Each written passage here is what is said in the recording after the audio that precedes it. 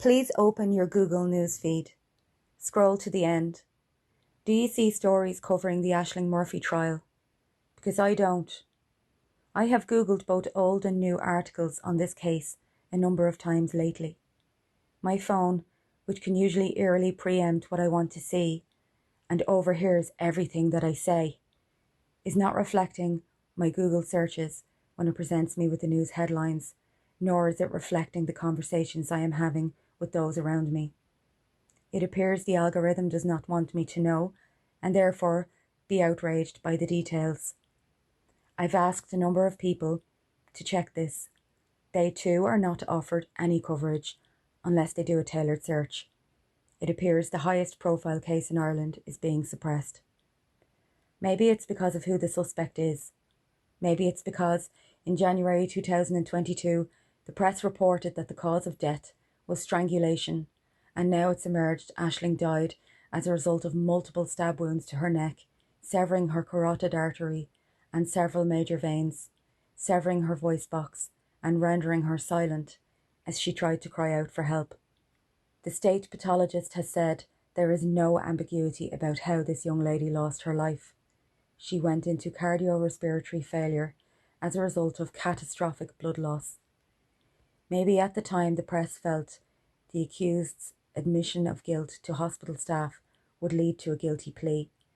Therefore, no trial would occur nor truth ever emerge. However, the accused subsequently retracted his words. A trial is taking place, and the truth has exploded forth about how this beautiful, quintessentially Irish Colleen Ma met her untimely end. There are many things that could be speculated on regarding the accused and the trial, but we have to refrain from doing so in case it affects the outcome. However, we can comment on and expose the press and shed light on how they appear to have misled the public and therefore controlled their anger in the aftermath of the murder. On Wikipedia, it now states Ashling died from stab wounds, but if you click on the little numbers on the Wikipedia article beside the cause of death, old articles will come up stating Ashling died of strangulation. Whoever edited the page did not remove these. They remain there, proof that the press reported serious misinformation. Nothing has been presented by any editor to acknowledge, never mind explain why. If they made a genuine error, or they were presented with wrong information, or were instructed by investigators to mislead the public, they need to say so now. Their silence speaks volumes. Sometimes Gardaí will fail to disclose certain details of a case for operational reasons.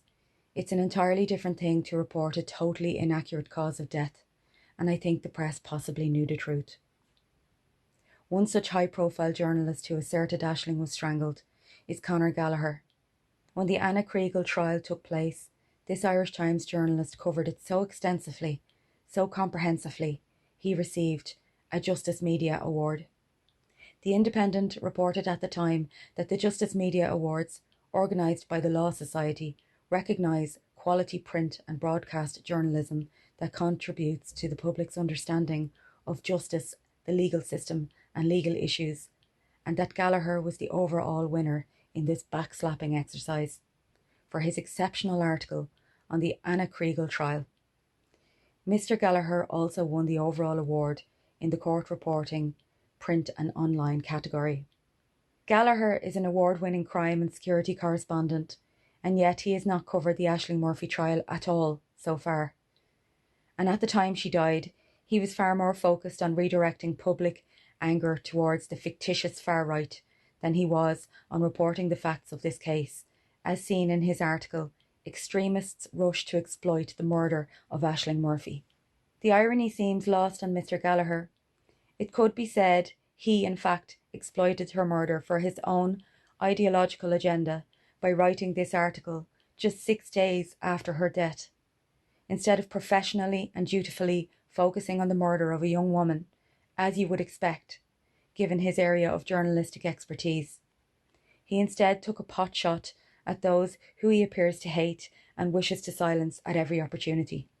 This journalist has a particularly obvious habit of betraying his bias quite frequently, expressing an open contempt for anyone who has an issue with unvetted mass immigration, or who veers even slightly from any state narrative since 2020.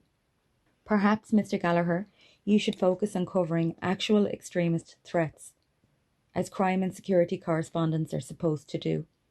Mr. Gallagher prefers focusing on race and native criminals, running with an Irish white male rapist headline earlier this year. When I wrote to Mr. Gallagher's editor pointing out odd assertions and inconsistencies, and accusing them of surreptitiously editing the article after it was published, they failed to reply, and now the article seems to have vanished. I don't seem to recall him writing any non-national accused or Slovak man accused headlines since Ashling's murder. If you find one, I will give you €10,000.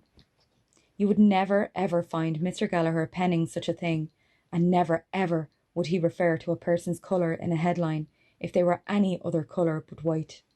More recently, Mr. Gallagher rushed to point out that there was no truth in a foreign man holding 2 women hostage in Ballina. However, the Irish Examiner contradicted this assertion with their headline reporting a man was arrested after a hostage situation. It is very confusing what actually took place, as Gardaí reported that the man brandished a knife in a threatening manner in a, quote, hostage barricade situation, but that no hostages were present. The Liberal reported at the time that the man was a foreign national who was found not guilty of murder this year after he fatally stabbed an Irish man. It was found the accused, a paranoid schizophrenic whose illness was active at the time of the killing, had acted in self-defence. A pathologist who gave evidence at the trial said it was, and I quote, unfortunate that the knife wound severed an artery and that the man who died could have, quote, walked into the knife. Regardless of the circumstances of this case, it is odd Mr. Gallagher jumped to the defence of this man when you realise that he had in fact killed before, self-defence or not. It is high time we demand accountability from Mr. Gallagher and his ilk, a morally corrupt press who blather constantly about dangerous misinformation, while being a determined and calculated source of it, as well as being the apparent safeguarders of predators in cases where they are not natives. Please help raise Mr. Gallagher's profile by sharing this video. Please pen a letter to all media publications that have failed to clarify why they reported Ashling's cause of death as strangulation. Complain and seek clarity. If you get no joy, contact the Press Ombudsman.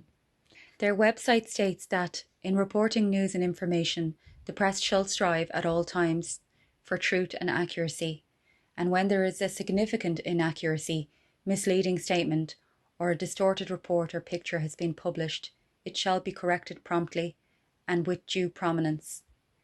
It further states, when appropriate, a retraction, apology, clarification, explanation or response shall be published promptly and with due prominence. The day Ashling lost her life, she was silenced as she shouted out.